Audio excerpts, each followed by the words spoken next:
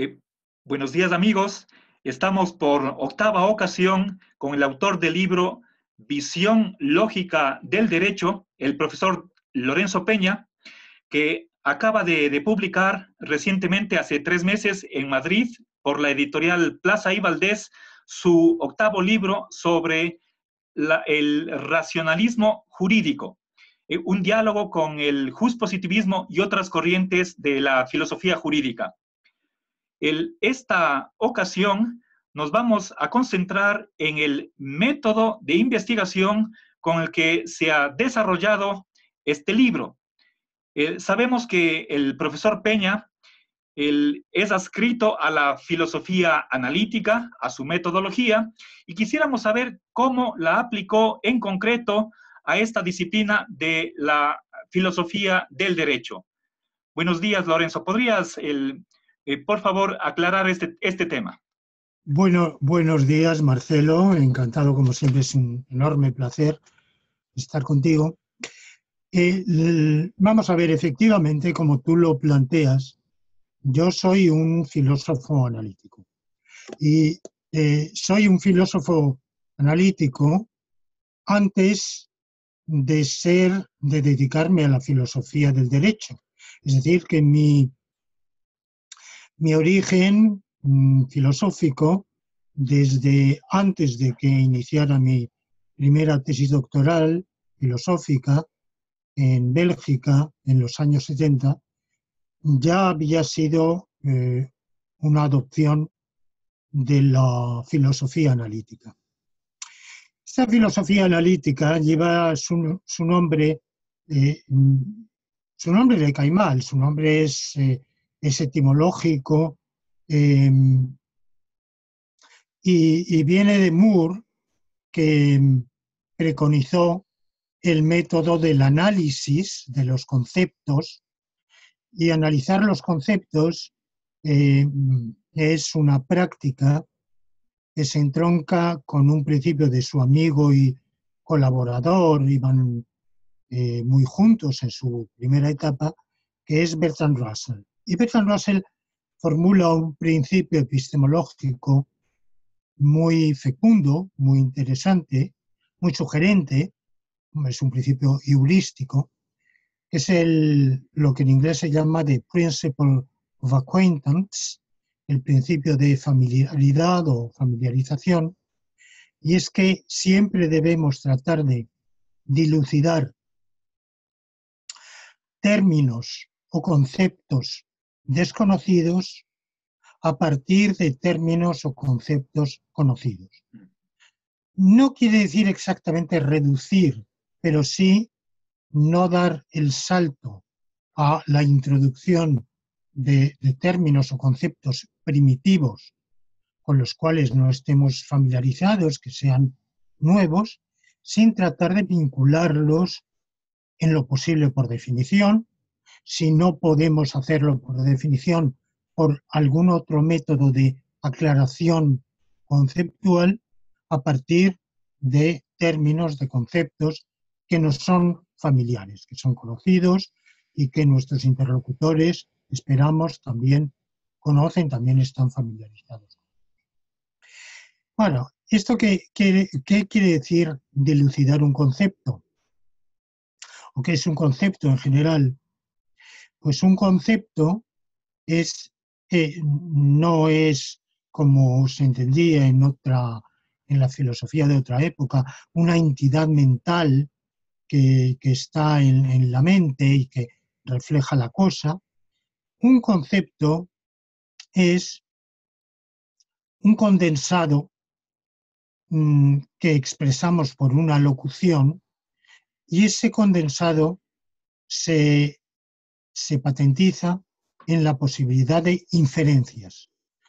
Decimos que tenemos un concepto cuando podemos usar con sentido en un discurso que hable sobre la realidad unos términos, y esos términos están vinculados por deducciones a ciertas premisas y a ciertas conclusiones. Por ejemplo, no podemos usar el concepto de cristal sin tener la deducibilidad de que es frágil y por tanto que se puede romper. No podemos tener el concepto del libro si no tenemos la deducción de que contiene asertos escritos que se pueden leer. Si no, no hay libro, ¿verdad? Bueno, así vamos teniendo un concepto. Y hay una gran diferencia dentro de la filosofía contemporánea entre la filosofía analítica y la, modestamente yo diría, no analítica, para no usar otras palabras. Se suele decir continental, quiere decir eurocontinental, pero todos los términos son engañosos, o muchos lo son, y decir que la filosofía eurocontinental responde a una realidad en la medida en que efectivamente es una filosofía que ha prevalecido y quizás sigue prevaleciendo a lo largo de decenios, quizá más de un siglo, en Alemania, en Francia, en otros países de la Europa continental, aunque hoy la filosofía analítica va en aumento, pero es un término geográfico poco descriptivo. También se hace filosofía continental en Inglaterra, en Estados Unidos, en el mundo anglosajón en general. Y también va en aumento. O sea, en esas áreas geográficas donde era casi monopólica la filosofía analítica, hoy no es así. Hoy ha ido en aumento, tiene creciente audiencia la filosofía que llamamos o que se llama continental.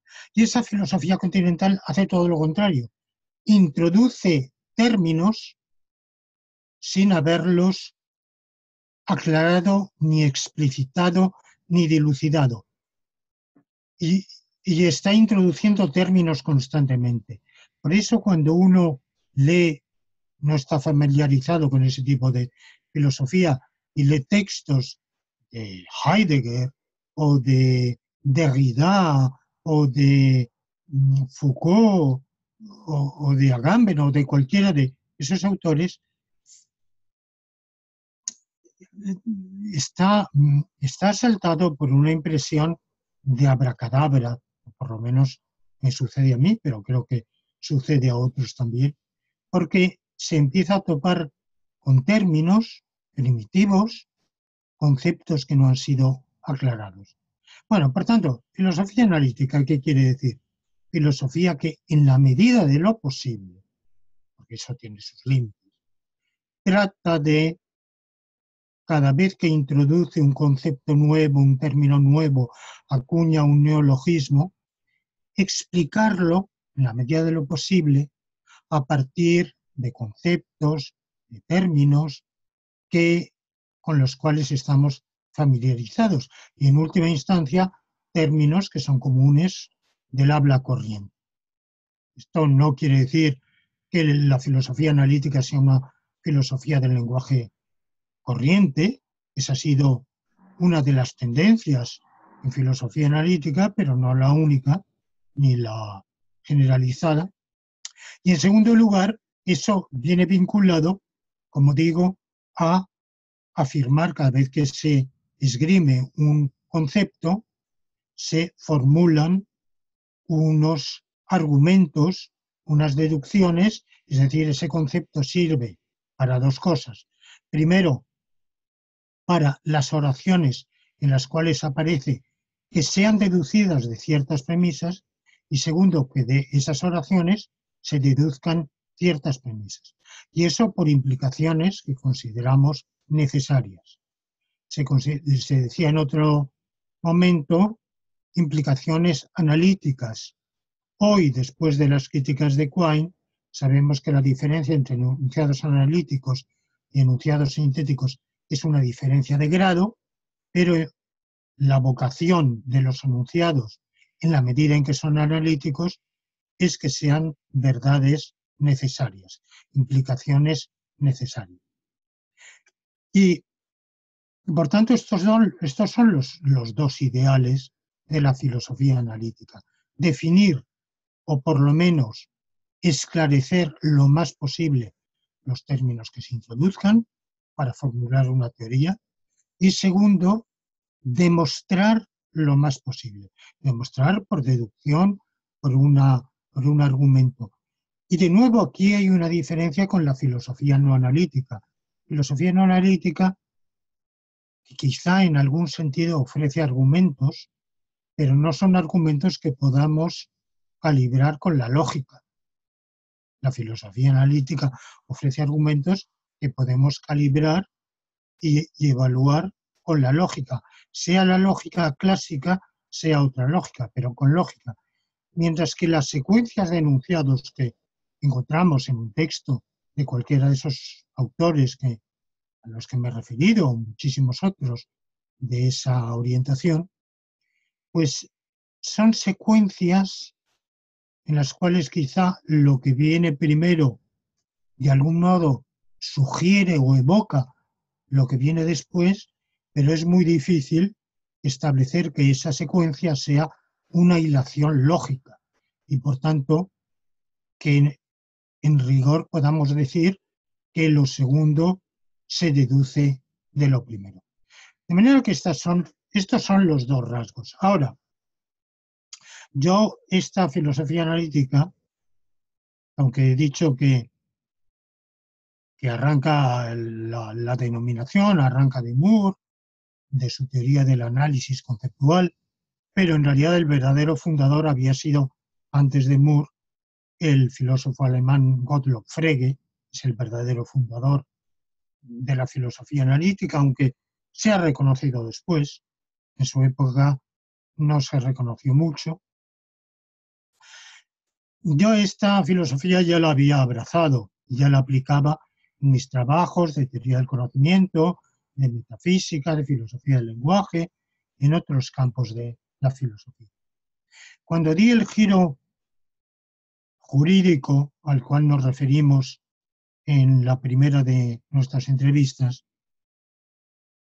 pues evidentemente yo apliqué esa misma metodología analítica.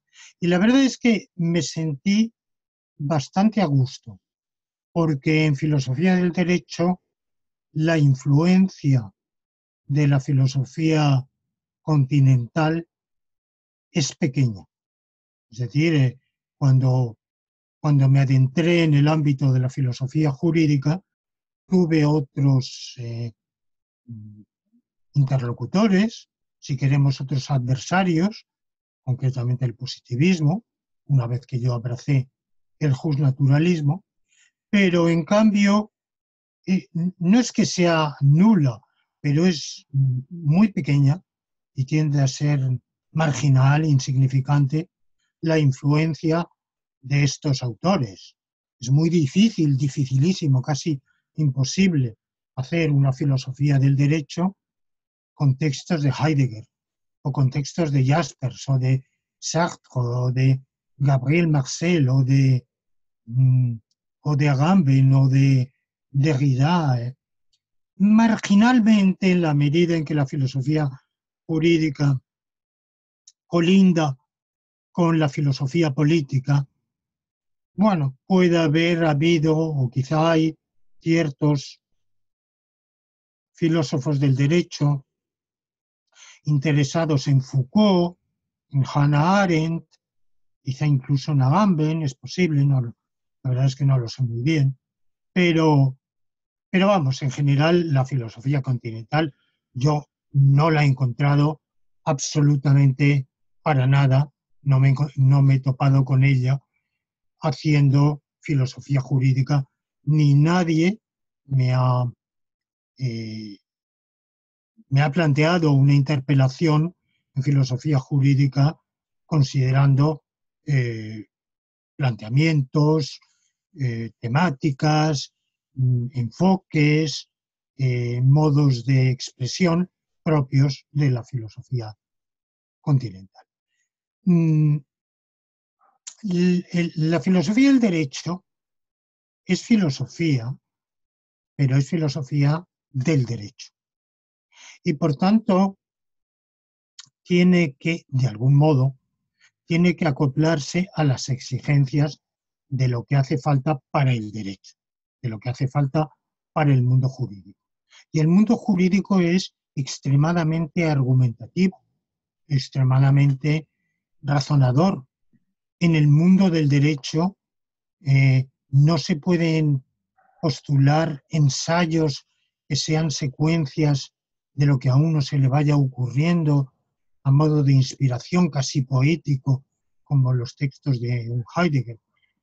En filosofía del derecho, por ser del derecho, tiene que ser una filosofía que se plantee el problema de la prueba, el problema del razonamiento judicial, el problema de si el propio legislador tiene competencia para legislar de manera omnímoda o su propia postulación legislativa está sujeta a una argumentación.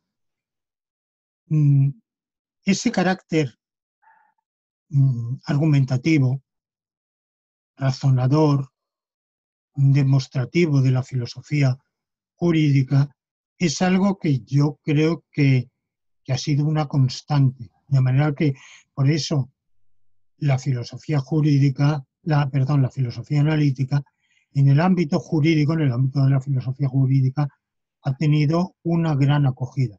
Aunque haya sido una filosofía analítica diferente de aquella que yo abrazo, porque principalmente la filosofía analítica ha influido en el positivismo.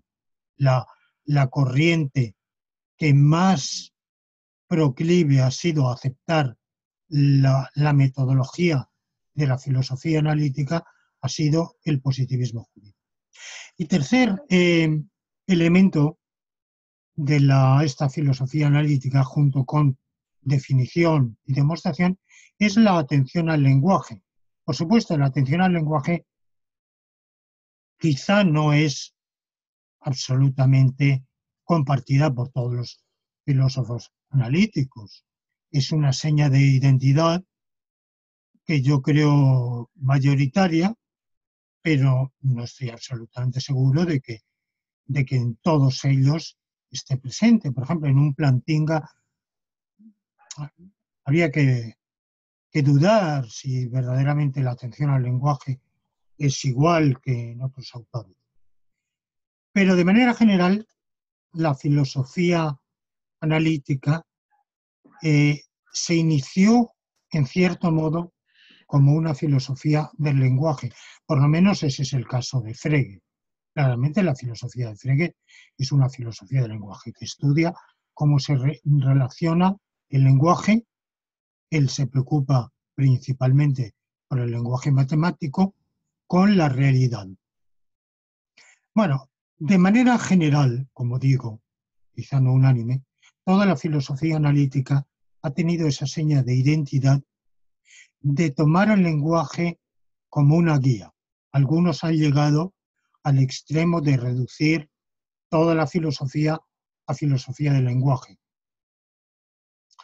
Esto es probablemente verdad en Wittgenstein, quizá en sus dos etapas, tanto el primero como el último Wittgenstein. Pero yo creo que sería abusivo considerar que toda la filosofía de filósofos analíticos como Russell, como Quine, como el propio Carnap, como Quine, como Bergman, que es una filosofía del lenguaje. No, yo creo que el lenguaje sirve siempre como una guía a la realidad. ¿Cómo nos acercamos a la realidad? Bueno, nos acercamos primero por la percepción, evidentemente, que nos es común con otras especies de animales que no son humanos. Segundo, por el lenguaje. El lenguaje solo puede cumplir su cometido de ser un sistema de señalización de la realidad si de algún modo se conecta con esa realidad. ¿De qué modo?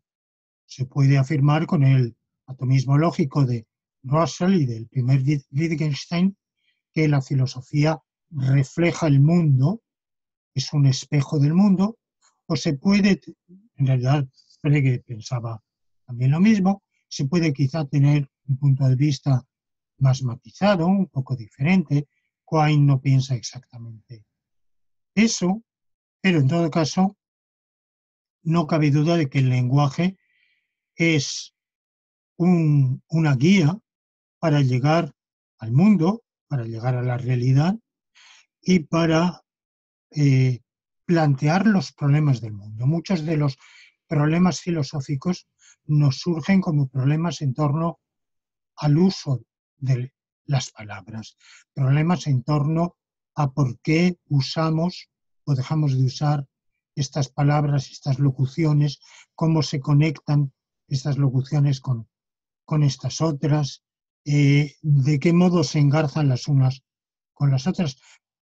Todos estos problemas son una guía. En el caso de la filosofía jurídica, quizá esto es todavía más obvio en la medida en que las normas, no todas, porque hay normas consuetudinarias y hay normas supralegislativas, pero la mayor parte de las normas de las cuales se ocupan los juristas son normas expresadas en textos, textos legislativos, textos jurisprudenciales, textos que plantean un problema de lectura y de interpretación. Por tanto, que se acuñan en un lenguaje que es el lenguaje jurídico. El lenguaje jurídico es el lenguaje normal, el alemán, el español, el chino, el tailandés, el birmano, el que sea, pero con una terminología especial. Por eso los juristas tienen su propia jerga, muy específica, igual que los científicos. Esa jerga suele ser arcaizante en la medida en que, una vez que se han acuñado ciertos conceptos jurídicos en una generación, las generaciones sucesivas no van a recrearlos de la nada, sino que siguen utilizándolos, adaptándolos a las nuevas situaciones, a la nueva praxis social, evidentemente, a los nuevos tiempos, pero siempre vemos, cualquier lego en la materia se extraña de que cuando acude a un juicio, de que los abogados, los fiscales, los jueces usan terminología que es un poco abstrusa, un poco jerga, como yo digo, y que además es un poco arcaica. Bueno, pues ese lenguaje jurídico es merecedor de un estudio, de un análisis, y por tanto la filosofía analítica es tan proclive a dedicar una atención metodológica especial al derecho, encuentra ahí un campo de realización. Y por supuesto yo he seguido exactamente esa pauta, es decir, no he aportado en eso absolutamente ninguna novedad. He hecho filosofía analítica del derecho igual que la hacen otros muchos filósofos analíticos del derecho, como Hart y toda la escuela de Hart, los anglosajones y otros que siguen la pauta, la huella de los anglosajones.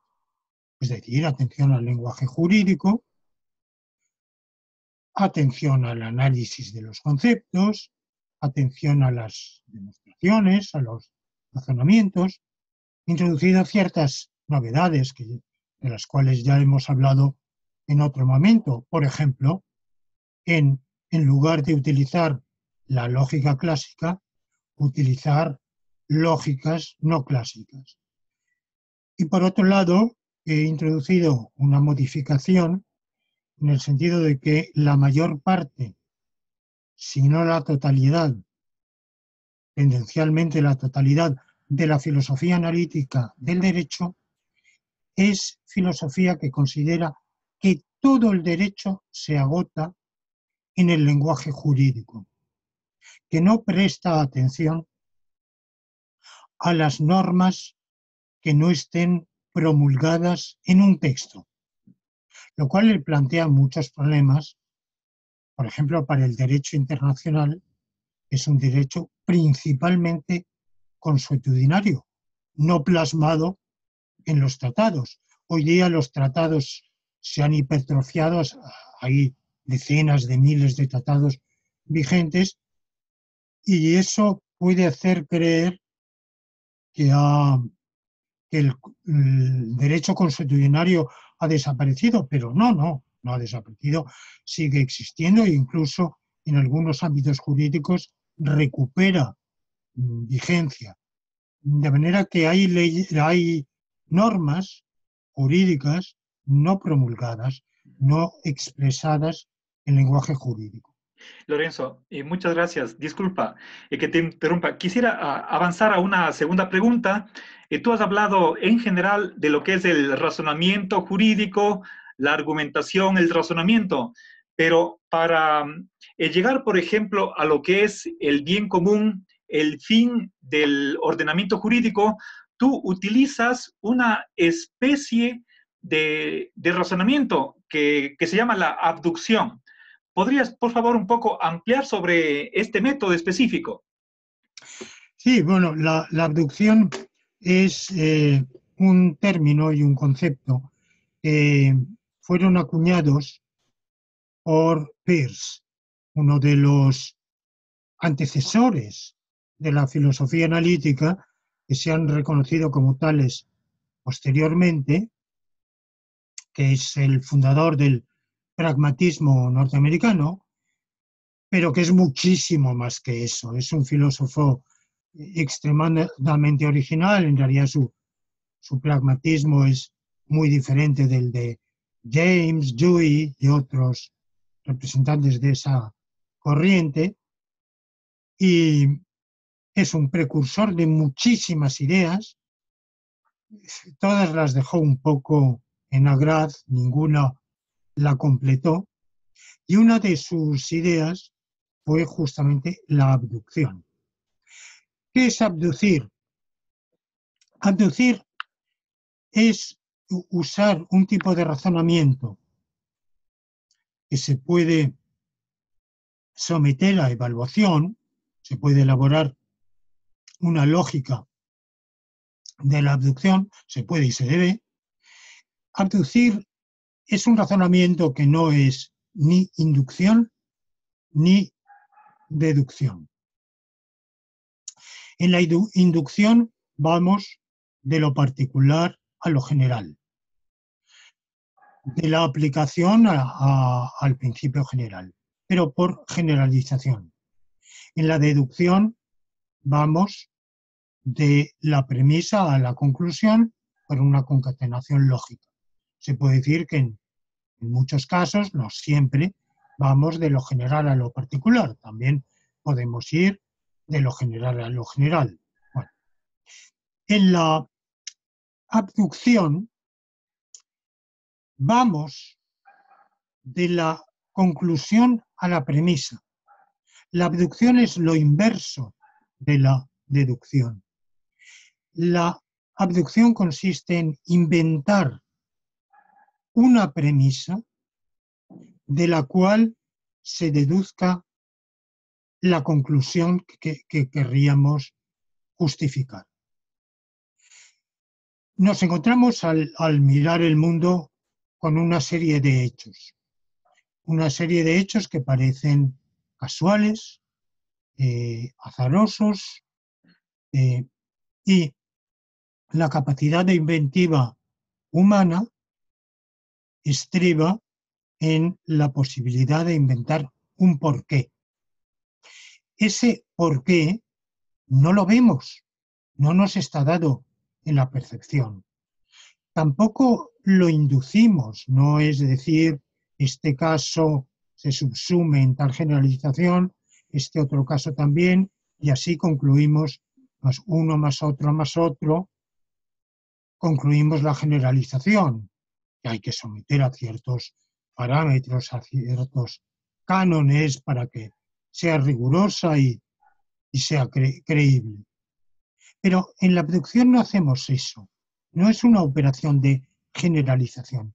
es una operación de inventar un porqué. Si ese porqué es verdadero, entonces de ahí se deducen esos hechos que hemos comprobado, que hemos constatado.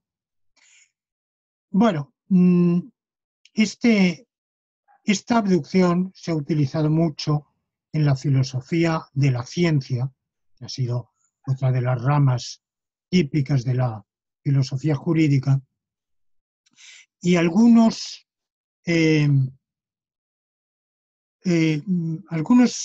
filósofos, algunos epistemólogos en particular, sostienen que no es lo mismo lo que se llama inferencia a la mejor explicación que la abducción, que en realidad son dos procedimientos de razonar diferentes. Bueno, esto es posible que sea así, pero como no me he dedicado nunca a la filosofía de la ciencia, no es mi ámbito de trabajo, pues la identidad o no identidad entre ambas yo la dejo abierta como cuestión abierta para que otros la investiguen. Desde mi punto de vista, yo puedo considerar que son equivalentes, que es lo mismo decir que aplicamos la inferencia a la mejor explicación o que aplicamos la abducción. En el caso concreto que tú me señalabas del bien común, la abducción ha consistido, en realidad la abducción yo la he utilizado en toda mi filosofía jurídica, no solo en el descubrimiento del principio del bien común, sino también en el descubrimiento de los principios de la lógica nomológica. Esos principios de la lógica nomológica yo no los he visto, no los he encontrado expresados por nadie en ningún sitio, los he ido inventando porque daban cuenta de razonamientos útiles en la praxis jurídica, en el razonamiento jurídico normal. Razonamientos que van a valer al abogado, al juez, al legislador. El principio de bien común lo he descubierto como, que tampoco he inventado yo, evidentemente, es un principio que viene de la tradición, pero de algún modo yo lo he reinventado en la filosofía jurídica como la clave de bóveda que explica todo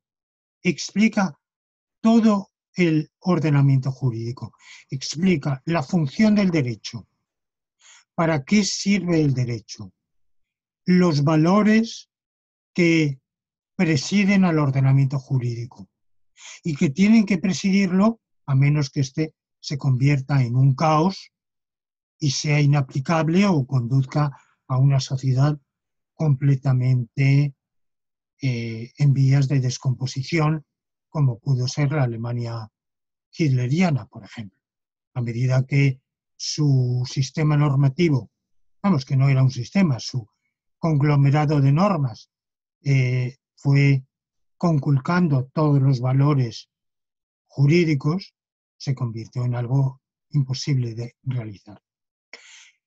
¿Cómo he redescubierto ese principio del bien común? Con la abducción. Es decir, he dicho, ¿qué principio es aquel que, si es válido, de él se deducen los valores del ordenamiento jurídico, los derechos humanos, las pautas y los cánones que presiden y han de presidir a los ordenamientos jurídicos y las reglas de hilación de la propia lógica nomológica. Bueno, pues ese principio es el principio del bien común. ¿Cómo sabemos que es ese? Primero, porque es muy difícil encontrar alternativas. Yo he buscado algunas alternativas. Esas alternativas son peores. Ninguna de ellas da cuenta, como el bien común. Segundo, porque el bien común se explica, ya hablábamos de él en una entrevista anterior, se explica perfectamente por la naturaleza del ser humano como ser social. Toda especie social forma una sociedad o forma sociedades que tienen una finalidad, que es la de vivir mejor en comunidad, el bien común. Y, por tanto, se explica muy bien y da cuenta de todo aquello de lo que queremos dar cuenta en la filosofía jurídica. Es un principio de gran fertilidad. Digamos, en eso el filósofo jurídico opera igual que un científico.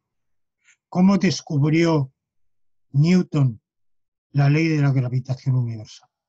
No la vio, evidentemente.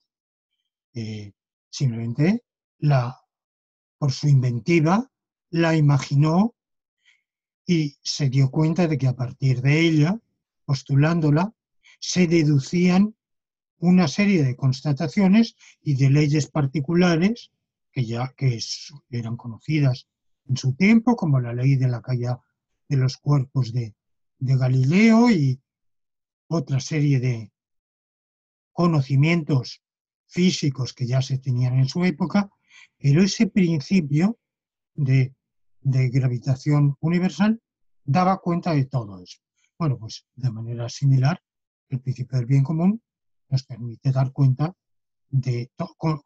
sistematizar, dar cuenta de todo el derecho, sistematizar toda la filosofía jurídica y poner el axioma del bien común como clave de bóveda de la propia lógica nomológica y además dar cuenta de cada uno de los axiomas y cada una de las reglas de inferencia de la lógica nomológica como principios y reglas cuya razón de ser es que se razone para el bien común, para obtener conclusiones favorables al bien común y no perjudiciales al bien común. Lorenzo, tú has hablado hasta ahora de la deducción, por una parte, y por otra parte, recientemente, de la abducción. Pero seguramente ambas formas de razonar no son suficientes y es así como tú también acudes a la experiencia, tú dices, esta tesis se demuestra empíricamente y en otras ocasiones tú acudes a la historia como una vía para acceder al conocimiento. Entonces, se ve que necesitamos complementar lo que nos viene por la razón con otras cosas. Entonces, ¿podrías, por favor, comentar un poco esto? Sí, bueno, vamos a ver, la propia abducción a la que me acabo de referir es un dar cuenta de la realidad del derecho, de los principios, los valores que rigen ese derecho y de aquellos que tienen que regirlo, porque el derecho implica una exigencia. El derecho no siempre reconoce los valores que deseamos, ni mucho menos. Y a veces contiene cosas completamente contrarias, contiene lo que yo llamo las escorias. Pero solo podemos dar un sentido si acudimos a esos valores. Pero esto, ¿cómo lo sabemos? ¿Cómo sabemos que es así? Pues para saber que es así, tenemos que estudiar ese derecho. Y tenemos que estudiarlo a través de los ordenamientos jurídicos. Nadie puede pretender conocer todos los ordenamientos jurídicos que ha habido, ni menos los que podría haber. Pero, por tanto, nuestro conocimiento es siempre muy limitado, evidentemente. Para conocer a fondo los ordenamientos jurídicos habría que conocer muchos idiomas, habría que saber muchas cosas y la duración de la vida humana lo impide. Pero en la medida de lo posible y con la limitación de nuestras fuerzas, podemos y debemos estudiar los ordenamientos jurídicos, el de nuestra sociedad, el de sociedades que nos han precedido. Por eso necesitamos conocer historia. Sin historia, nuestro ordenamiento jurídico de los países de habla hispana es de origen romano, viene del derecho romano. Y por tanto, para entenderlo, tenemos que acudir a esa matriz del derecho romano. Hoy quizás se está perdiendo, desgraciadamente, pero hasta hace poco era una asignatura obligatoria en toda carrera de derecho, en toda licenciatura jurídica, el estudio del derecho romano. Porque es la matriz de la cual han venido los derechos de todos los países de Europa, de América, y luego se ha extendido en mayor o menor medida al mundo. Hay que conocer otros ordenamientos, hay que estudiar un poco de derecho comparado, hay que conocer un poco el derecho anglosajón, la common law, que tiene unos parámetros un poco diferentes, tiene muchos parecidos, pero también tiene diferencias significativas con el derecho común llamado romano-germánico, que es el común en los países, o llamado también de derecho civil, en los países de la Europa continental, de América Latina, hoy también de África y de buena parte de Asia. Para entender ese derecho hay que tener también unos conocimientos históricos.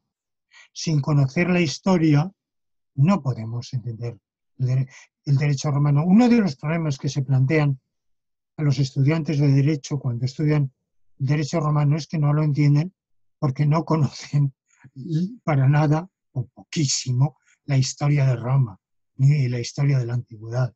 Entonces, sin un conocimiento histórico no podemos verdaderamente penetrar ahí. Ni se puede entender el derecho anglosajón sin un mínimo de conocimientos de la historia de esos países, de los principales, de Inglaterra, Estados Unidos.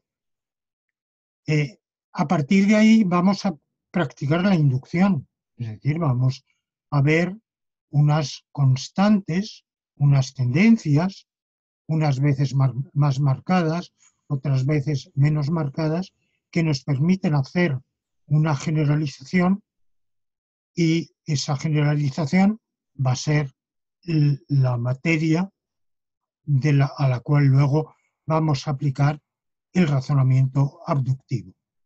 De manera que todas esas operaciones son necesarias. Necesitamos la deducción, necesitamos la abducción y necesitamos la inducción, porque la abducción misma la tenemos que aplicar a un material, y ese material al cual la vamos a aplicar es justamente un material que nos viene dado por la inducción y por tanto por el conocimiento histórico-jurídico de la realidad jurídica a través de diversas culturas. Es también sumamente útil conocer, por ejemplo, el derecho islámico, tener algún conocimiento. Es muy difícil tener un conocimiento profundo, exhaustivo, pero las escuelas del derecho islámico son una fuente interesantísima de problemas jurídicos que han sido un poco desdeñadas en el mundo occidental y que hoy juegan un papel que no se puede descuidar, de manera que sería también otra materia, es el derecho islámico, que debería tomarse en consideración. Así que, efectivamente, la experiencia, los datos que podemos conocer por la inducción, de los ordenamientos jurídicos, del trasfondo histórico de esos ordenamientos, y por tanto el estudio de la historia es utilísimo en el derecho y en la filosofía jurídica. Desde luego se puede practicar una ciencia jurídica sin historia, que es lo que quizá hoy hacen algunos juristas, conocer las leyes a palo seco y no plantearse problemas de esos conceptos, cuáles son sus raíces, cuáles son sus conexiones. Yo pienso que se hace una praxis jurídica muy pobre, muy pedestre, de escasa altura, pero bueno, yo reconozco que enfrascados en las necesidades prácticas hay muchos abogados que van por ese camino. Desde luego el filósofo del derecho no puede incurrir en semejantes trivializaciones, sino que tiene que acudir a un estudio mucho más amplio y con un trasfondo histórico. Lorenzo, muchas gracias. Ahora, para finalizar esta cuestión de la metodología o del procedimiento que tú has utilizado para llegar a ciertos resultados, quisiera que abordemos una cuestión de teoría de conocimiento, cómo justificar la verdad. Y quisiera que tú comentes brevemente la polémica entre las corrientes del racionalismo, el empirismo y el historicismo. Supongo que tú vas a estar a favor de la primera y no a favor de las dos últimas. Bueno, vamos a ver, yo diría que mi tesis es un empirio-racionalismo.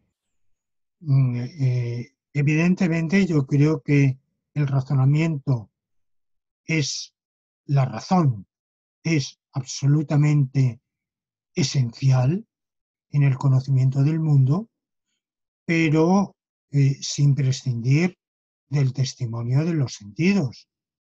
En ese sentido, cuando se contrapone racionalismo y empirismo, y todos pensamos en la gran oposición que hay entre esas dos tradiciones en la Edad Moderna, la que se suele considerar que arranca de Descartes, sigue con Spinoza, Malebranche, Leibniz, y por otro lado, la inglesa, el empirismo inglés, en el cual se suele poner a Hobbes, pero es, a mi juicio, problemático, porque Hobbes es un pensador peculiar que en cierto modo está entre las dos aguas. Yo diría más bien la que viene de Locke, Berkeley, Hume. Bueno, pues entre esas dos corrientes, la primera, el racionalismo, según se suele entender, de algún modo prescinde de los sentidos. Es decir, que considera que el testimonio de los sentidos para Descartes es engañoso, la filosofía debe prescindir de lo que los sentidos en realidad nos engañan muchas veces, el célebre ejemplo del palo que metido en el agua que nos parece doblado y no lo está. El testimonio de los sentidos para Descartes no es de fiar. Y siguiendo su huella, todos los filósofos de esa tradición racionalista van a considerar que la filosofía debe elaborarse con verdades de razón que nos da una intuición intelectual o una iluminación de algún modo, o que son verdades innatas que conocemos de manera innata sin necesidad del testimonio de los sentidos. No es ese en absoluto mi punto de vista, porque eso nos llevaría a postular una intuición, en la cual yo no creo que haya intuición intelectual ni nada por el estilo. Yo no la he experimentado nunca, nadie me ha sabido decir en qué consiste y no tengo indicio alguno de que nadie esté dotado de intuición. Y de existir sería una especie de sexto sentido que tienen algunos individuos y de la cual otros carecemos. Quizá somos daltónicos, por decirlo así, ¿verdad? Igual que el daltónico no tiene la percepción del color que tenemos habitualmente, pues yo carezco de esa capacidad de intuir verdades sin razonamiento. Por tanto, yo tengo que partir del testimonio de los sentidos. Un testimonio que luego será sometido a la crítica y, por tanto, permitirá dilucidar aquellos casos en los cuales los sentidos son de fiar y aquellos casos en los cuales somos víctimas de una ilusión óptica o una ilusión perceptiva del tipo que sea. Pero incluso esa conclusión de una ilusión perceptiva o sensorial solo podemos tenerla a partir del propio testimonio de los sentidos. De manera que yo diría, yo soy un empirio racionalista. En realidad también es discutible que los empiristas, como Locke, Berkeley, Hume, prescindan de la razón. Es decir, ellos dan primacía a los sentidos, consideran, siguiendo a Locke, que el entendimiento no contiene nada que no se haya contenido primero, de algún modo, en la captación sensorial, en los sentidos. Es un viejo adagio escolástico, de manera que la oposición tampoco es absoluta, pero privilegian más los sentidos. Bueno, yo sería partidario de un equilibrio y por eso diría, yo considero que mi teoría del conocimiento es un empirio racionalismo. No es, en cambio, un historicismo. El historicismo es difícil formular un principio epistemológico claro del historicismo, y seguramente el que yo voy a pronunciar ahora no sé, quizás sería rechazado por los historicistas. El historicismo es una corriente que viene del neocantismo, de una de las corrientes del neocantismo de fines del siglo XIX, de Dilthey, y cuyo principal abanderado fue el filósofo italiano, en cierto modo neohegeliano, Benedetto Croce, un neohegelianismo muy particular, de una corriente idealista italiana, que ha tenido bastante influencia en la Argentina y a través de la Argentina, pues en otros países de habla hispana. Yo creo que tuvo mucho auge en un momento dado. Se vincula también a algunas corrientes de la filosofía continental, como la hermenéutica, que también tiene esa inspiración en Dilthey. Se podría vincular a otras diversas corrientes. De algún modo, aunque insisto, esta formulación puede que no la acepten los propios historicistas, viene a decirnos que el mero paso del tiempo nos ofrece un criterio de verdad histórica. Ellos renuncian a la verdad a seca, o sea, a una verdad transhistórica, a una correspondencia con una realidad en sí, tal como las cosas son en sí. La única verdad conocible o la única realidad asequible al ser humano es una realidad histórica, la realidad de nuestro tiempo, la realidad de nuestro entorno, no según es en sí. Eso es el origen neocantiano, evidentemente, sino según es para nosotros, desde nuestro enfoque, hoy. Y por tanto, si una filosofía viene después de otra, es que es más verdadera para la nueva época. Y un argumento contra una filosofía, un sistema filosófico, un planteamiento filosófico, es que ha sido superado simplemente por el transcurso del tiempo. ¿Por qué no ser hoy leibniziano?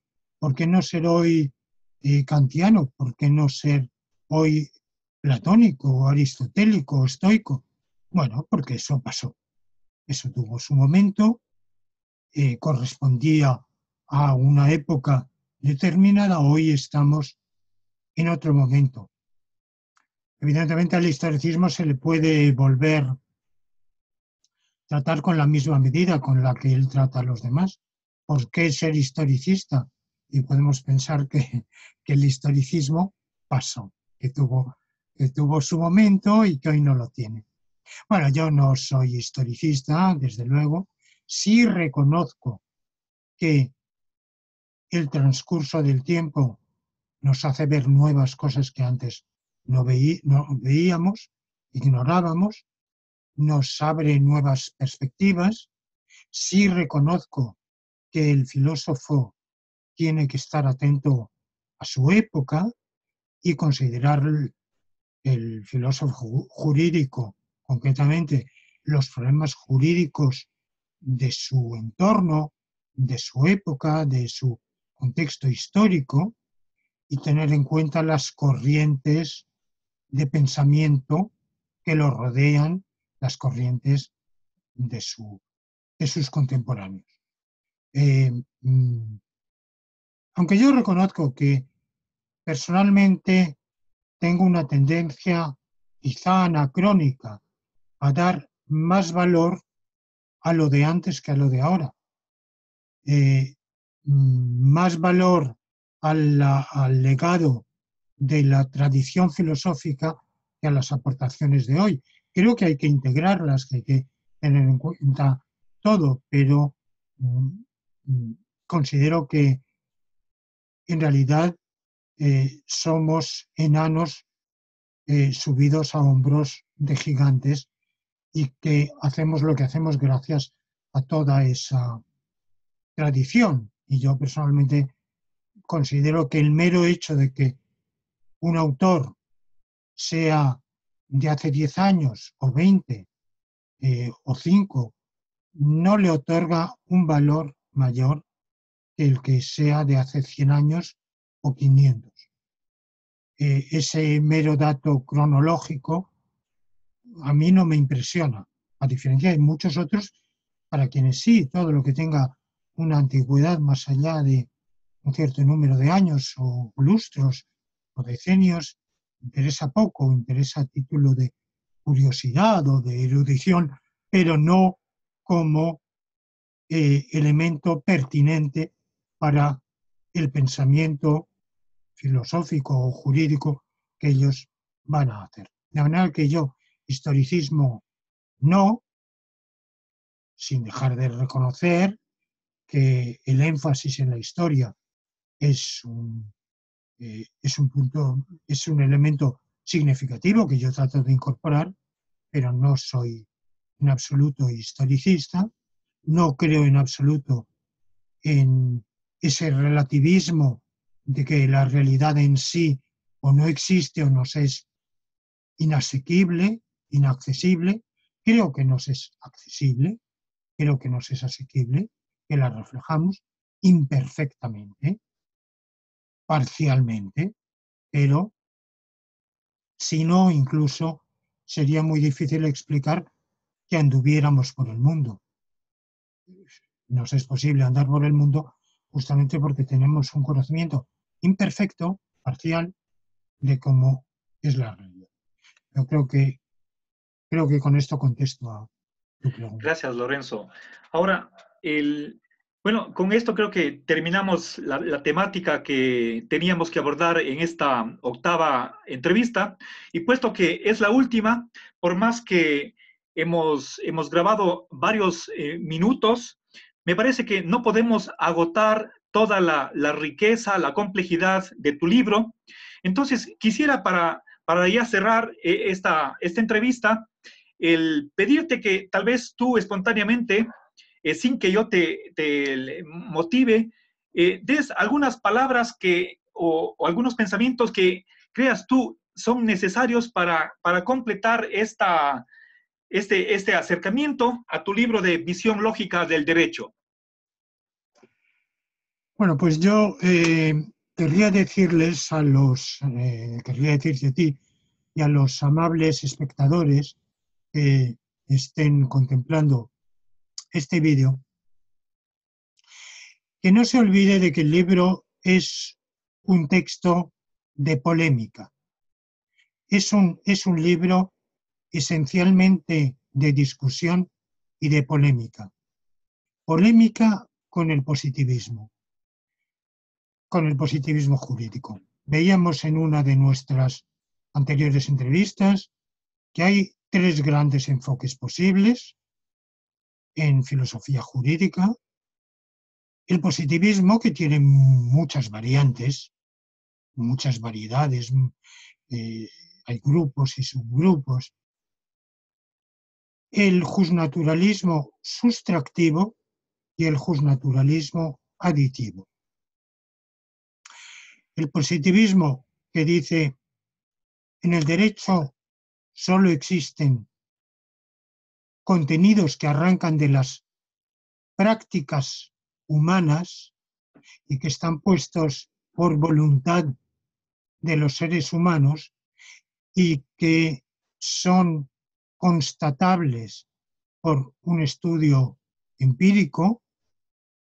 El estudio del derecho, en cierto modo, queda subsumido en la sociología e incluso aquellas variantes del positivismo, digamos, modificado, que se llama positivismo inclusivo o pospositivismo, en otra variedad un poco diferente, pero afín, consideran que la propia moral es una instancia jurídicamente pertinente, pero lo es solo en tanto en cuanto la voluntad humana llama a ella, solo en tanto en cuanto contingentemente los legisladores han llamado a la puerta de la moral. Podrían no haberlo hecho y entonces la moral sería completamente irrelevante. Y desde luego descartan cualquier instancia supralegislativa que sea un derecho natural. El justnaturalismo sustractivo es la teoría de que sí hay un derecho natural.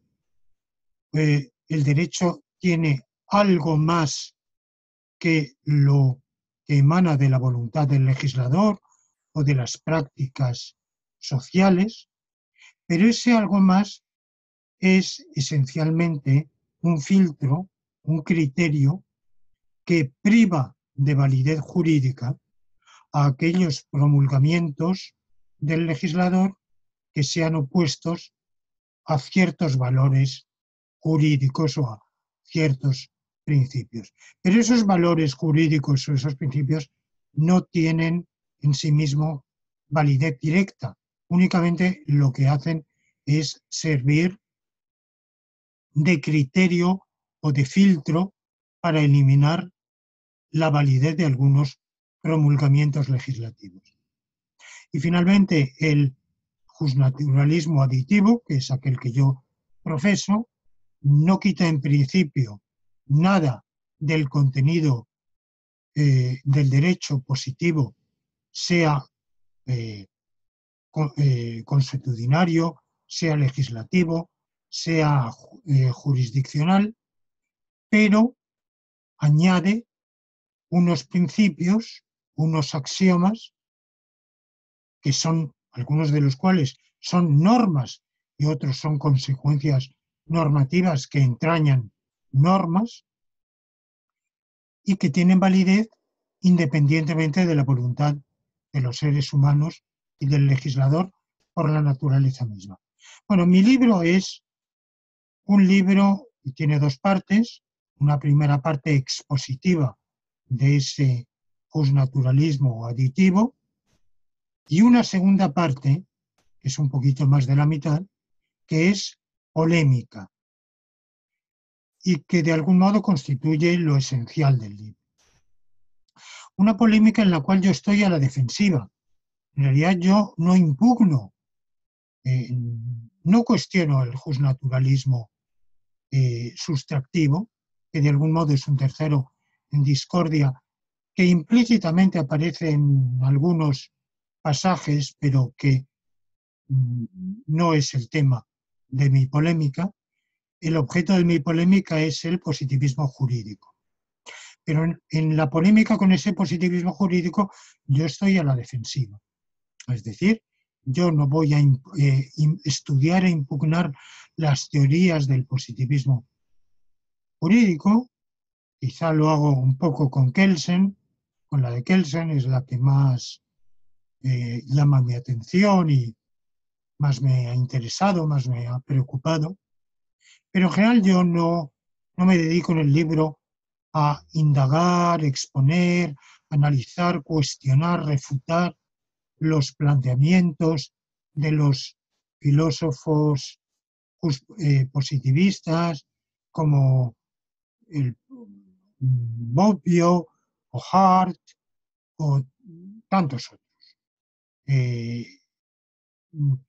Como digo, o en el ámbito de habla hispana, al Churrón y Buliguín indirectamente en la medida en que de su escuela ha emanado una crítica contra el justnaturalismo que yo profeso y contra la lógica nomológica. Entonces yo contesto, evidentemente, planteando la validez de la aportación de estos filósofos. Pero, de manera general, mi planteamiento defensivo solo trata de mostrar la viabilidad, la plausibilidad de la teoría del derecho que yo he profesado y profeso, y cómo sale indemne de todas las refutaciones por mí conocidas que se han formulado desde el positivismo jurídico, que son muchas. Lo que pasa es que indirectamente, al hacer esto, sí estoy zarandeando al positivismo jurídico. ¿Por qué? Porque si el justnaturalismo aditivo que yo profeso sale indemne de esas múltiples objeciones y refutaciones, si por tanto gana en plausibilidad al ser sometido a ese enjuiciamiento y salir bien parado, salir absuelto de esa acusación y probarse que todas esas objeciones, que son muchas, no logran quebrantar los planteamientos del justnaturalismo aditivo, como justnaturalismo y positivismo son dos extremos conjuntamente exhaustivos y mutuamente excluyentes, pues evidentemente si vale el justnaturalismo, concretamente su variante aditiva que sale defendido en el libro, queda cuestionado el positivismo. ¿Y por qué queda cuestionado el positivismo? Porque en realidad el positivismo se fundamenta en la crítica del justnaturalismo. El positivismo difícilmente presenta nunca un argumento, con los que presenta son cuestionables y frágiles, un argumento directo a favor del positivismo. Lo que su argumento principal es que no hay derecho natural y que cualquier postulación de un derecho natural es una postulación sujeta a múltiples y profundas y sólidas objeciones. Como yo demuestro que esas múltiples objeciones no valen, como las refuto, pues en esa medida, indirectamente, estoy refutando el propio positivismo jurídico. Ese lado polémico, espero que cortésmente polémico, suavemente polémico, de una polémica que tiene en cuenta los méritos del interlocutor y que sus objeciones no son gratuitas, sino que obedecen a un escrúpulo que tiene sus motivos, pero que en última instancia yo creo que no son válidos. Ese lado polémico yo creo que es lo que quizá puede servir al lector para valorar el libro. El libro no es, lo es quizá en la primera parte, pero de manera general no es un tratado de exposición de la visión lógica del derecho. Es una defensa argumentada de la visión lógica del derecho. Perfecto, muchas gracias, Lorenzo. Entonces, terminamos así. Ahora, el indico, aquí está la dirección de internet en la que quien esté interesado puede hallar más detalles sobre el libro. La dirección es el lorenzopena.es, raya inclinada books, raya inclinada visión. Ahí están ciertas secciones del libro, los índices, los lugares donde se puede adquirir, así como las motivaciones, la historia, el trasfondo de esta publicación, que está por la editorial Plaza y Valdés en noviembre del 2017. Lorenzo, te agradezco mucho por tu tiempo y por esta entrevista. Muchas gracias. Bueno, pues muchísimas gracias a ti, Marcelo. Han sido entrevistas para mí de un valor humano e intelectual muy grande, muy satisfactorio. Claro, termino invitando a quienes estén interesados a entrar en este diálogo, en esta discusión entre dos visiones contrapuestas de lo que es el derecho, sus fines, etcétera. Muchas gracias.